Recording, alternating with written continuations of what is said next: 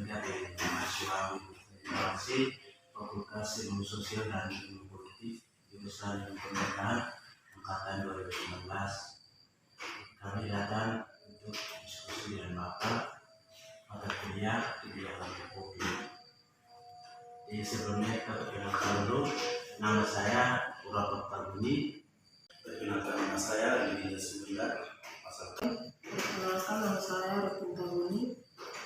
Nama saya Kina Lokubere. Yang sekarang Baik, terima kasih atas kedatangan seorang ujian yang telah hadir di kediaman saya. Saya Pendeta Lewenda Setia sebagai Gembala Sidang satu Gereja Baptis Menei Rumah Sentani dan juga jabatan di tingkat sinode sebagai Sekretaris Jenderal Persekutuan Gereja Baptis West Papua. Terima kasih. Kenalkan, nama saya Buni Wenda. Saya adalah salah satu anggota di Gereja Baptis Menei. Ini salah satu anak dari Bapak Ane Wenda juga. Terima kasih. Terima kasih. Selamat sore Bapak. Teman-teman katakan sebelumnya kita mohon maaf.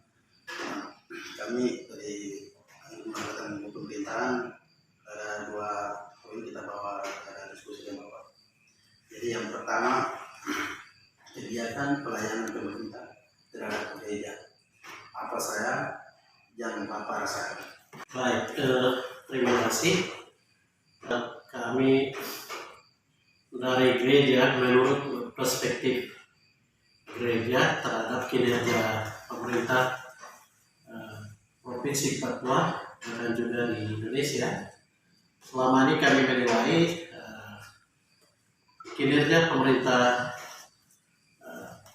Indonesia secara khusus pemerintah Provinsi Papua terhadap gereja, terutama kami di Persekutuan Gereja-Gereja Baptis West Papua itu belum pernah dapat dana hibah atau dana bantuan keagamaan sampai detik ini. Dan selama ini kami lihat ada keberpihakan bantuan itu jatuh kepada gereja-gereja yang tertentu, dan pembangunan itu pun juga tidak merata kepada seluruh masyarakat Papua. Secara khusus, menurut perspektif kami dari Gereja Baptis, khususnya saya sebagai hamba Tuhan, jujur saya katakan bahwa di pemerintahan Provinsi Papua itu sebenarnya dana otonomi khusus itu besar anak-anak. Tetapi pengguna dana otonomi khusus dan juga jalur dana otonomi khusus itu ditujukan kepada siapa? Tidak menyentuh kepada rakyat yang terkecil.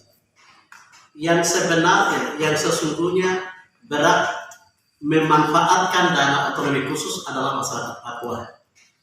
Dana otonomi khusus itu dilahirkan ketika masyarakat Papua seluruhnya minta dan menuntut Papua merdeka.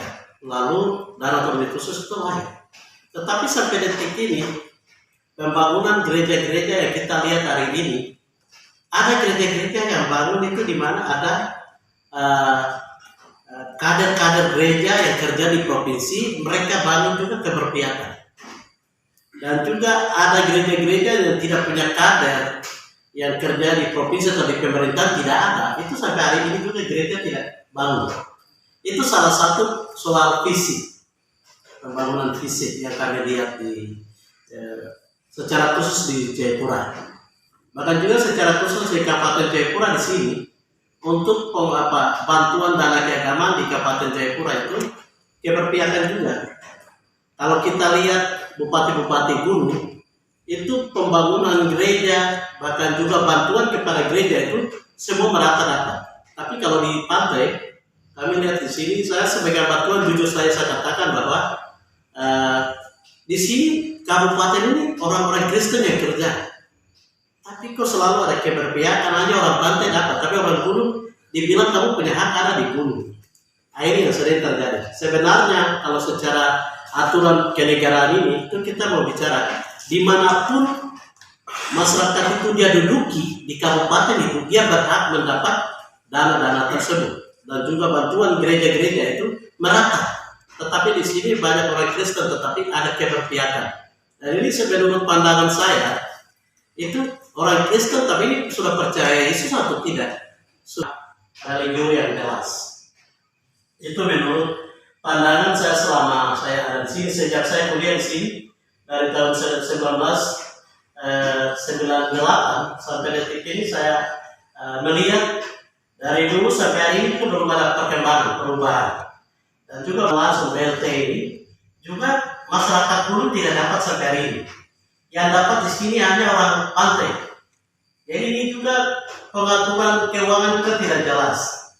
Terus saya lihat di sini juga untuk dana desa atau per kampung itu 1.300.000.000 khususnya di Kampung Jobe di sini.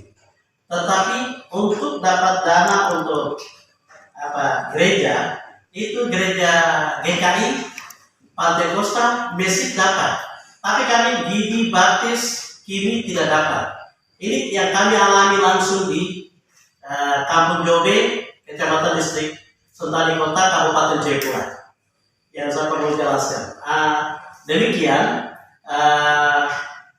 keberpihakan pemerintah Republik Indonesia pada umumnya juga pada khususnya pemerintah Provinsi Papua dan juga secara khusus untuk Kabupaten Jayapura selalu terjadi keberpihakan. Maka kesejahteraan pembangunan untuk gereja Tuhan itu tidak merata, dan itu menurut saya tidak adil. Ketidakadilan itu terus terjadi di mana-mana. Itu yang kami alami. Terima kasih atas penjelasan saya.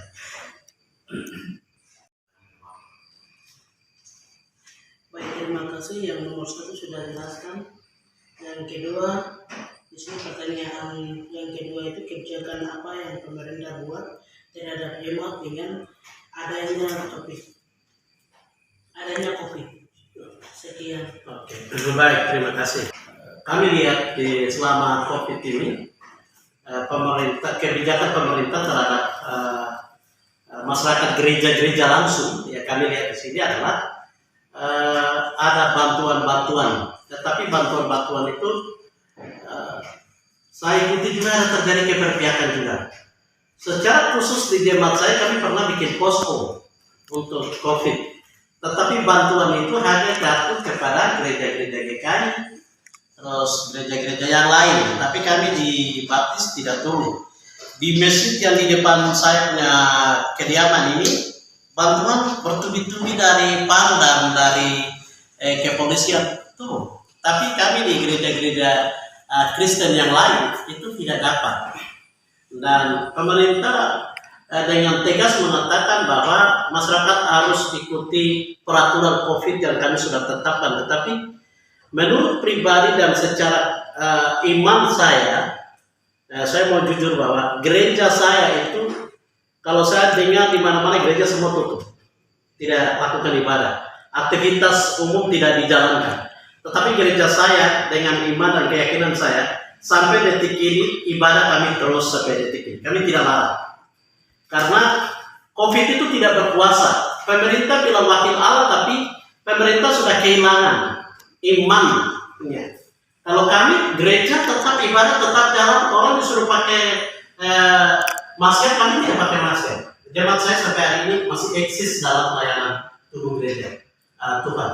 Itu bahkan dulu kebaktian rutin, ibadah hari Rabu, kebaktian keluarga, ibadah hari Jumat, kebaktian pemuda, ibadah hari Selasa, kebaktian PW, ibadah hari Sabtu, ibadah sekolah minggu, kami terus jalan. Itu bukan hanya di gereja, tapi kami lakukan di rumah-rumah, dan juga konseling yang kami terus jalankan di mana-mana. Di tengah-tengah itu ada pernah pemerintah juga larang kami, dan mereka kami tidak boleh lakukan aktivitas dan lain-lain. Terus orang bawa jualan, dari jemaat saya sendiri juga bawa jualan ke pasar, mereka larang. Tapi terus dalam COVID itu kalau kita melarang orang berjualan, mereka mau makan apa? Bantuan saya dalam COVID ini keberpihakan terhadap masyarakat-masyarakat ya, gereja-gereja tersebut yang keberpihakan itu terus berjalan. Jadi tidak merata gitu. Bantuannya tidak merata. Dan juga kami lihat di sini ada masalah COVID juga. Dalam hal COVID, kami lihat Bupati Lanijaya kepedulian terhadap masyarakat Lanijaya yang ada di Kabupaten Jayapura, bahkan Kota Jayapura. itu kami dapat bantuan dari Lanijaya per keluarga 1 juta. Tapi kalau dari Kabupaten Jayapura kami tidak terima itu. Dan juga dari Lanijaya itu bawa beras, minyak goreng, dan lain-lain. Itu bantuan, itu kepedulian Bupati Lanijaya. Yang sebenarnya yang akan memperhatikan kami ada di Kabupaten Jayapura adalah Bupati Mati Soeharto, Bupati Jayapura, bukan Bupati Lanijaya. Ini sudah salah. Jadi kami lihat di sini juga semua pembangunan, bahkan juga bantuan-bantuan musibah atau apa, ini semua selalu terjadi keberpihakan. Dan itu saya sebagai pemimpin gereja, saya tidak bisa percaya dan tidak akui pemerintah Kabupaten Jayapura dan lain-lain. Terima kasih itu kami lihat. Jadi walaupun COVID, tapi kami di jemaat saya Gereja Baptis Meneikoba ibadah terus berjalan sampai hari ini, dan COVID tidak punya kuasa. Yang punya kuasa Yesus yang mampu dan sanggup mengalahkan itu.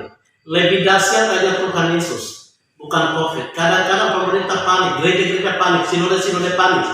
Yang perlu kita berdiri di bawah lindungan Tuhan dan salib, segala masalah akan selesaikan. Itu keyakinan dan kepercayaan saya, bahkan juga zaman saya sampai detik ini.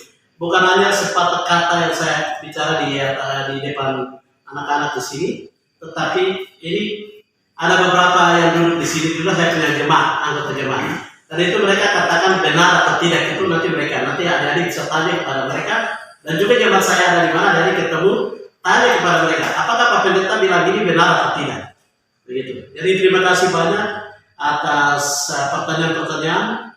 Lebih dan kurangnya saya mohon maaf kalau apabila salah, tapi Tuhan memberkati kita semua. Baik, terima kasih. Terima kasih Bapak. Mungkin kedua pertanyaan ini buat Pemuna, mungkin cara bisa kemana?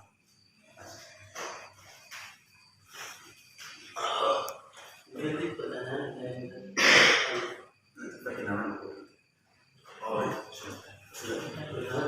Oke, kalau gitu kakak, pertanyaan ada 2. Jadi satunya itu kebijakan pelayanan pemerintah terhadap gereja. Apa saya yang kakak rasakan? Kapan diikut? yang pertama tuh kebijakan pemerintah terhadap gereja. Jadi seperti mungkin lebih jelasnya Bapak sudah jelasin tadi, cuman mau tambahkan sedikit bahwa harusnya tuh bantuan itu ada dari pemerintah pusat kirim, karena alokasi dana itu sudah turun semua. Jadi harusnya gereja-gereja atau apa itu semua sudah bisa dapatkan masing-masing bantuan itu. Cuman kadang-kadang itu ya di pemerintah kita yang di provinsi ini yang bermain kadang. Jadi bantuan yang harusnya disalurkan tidak tahu dari situ kemana. Akhirnya kita di bawahnya kita tidak dapat apa-apa, kita cuma hidup dari apa yang kita punya.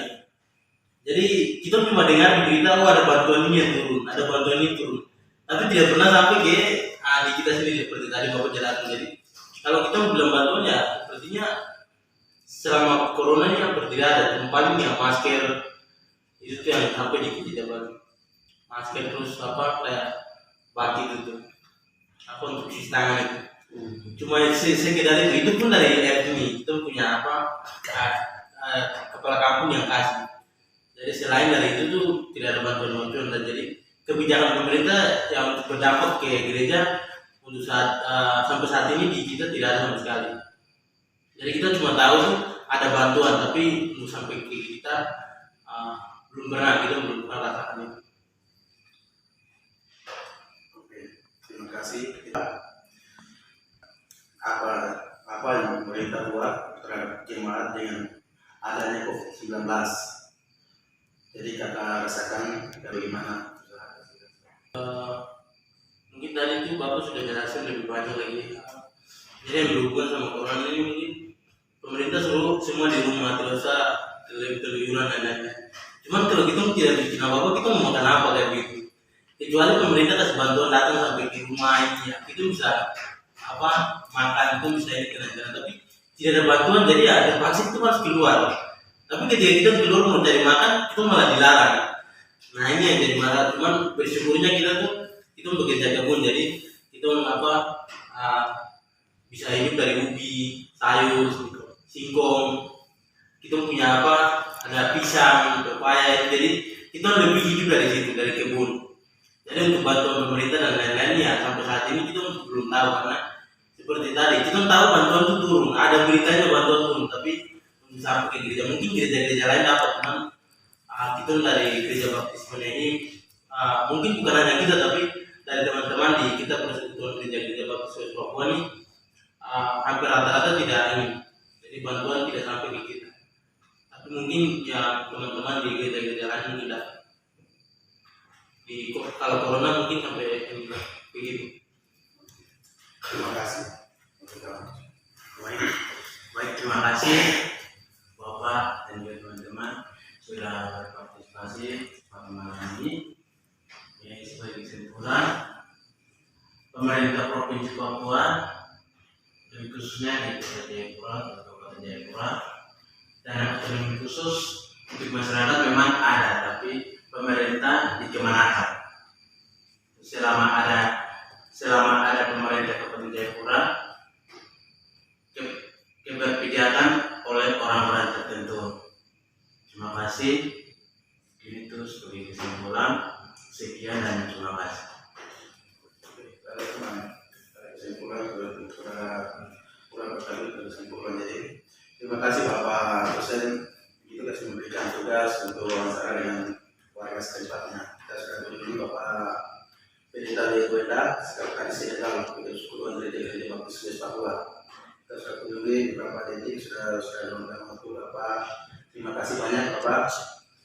Jadi kami Bapak terima kasih juga Bapak dosen Mulyadi, anak kota SIP MKP. Terima kasih untuk memberikan tugas dan kita sudah selesai. Dan kami sudah tujuan selesai sampai sini. Yang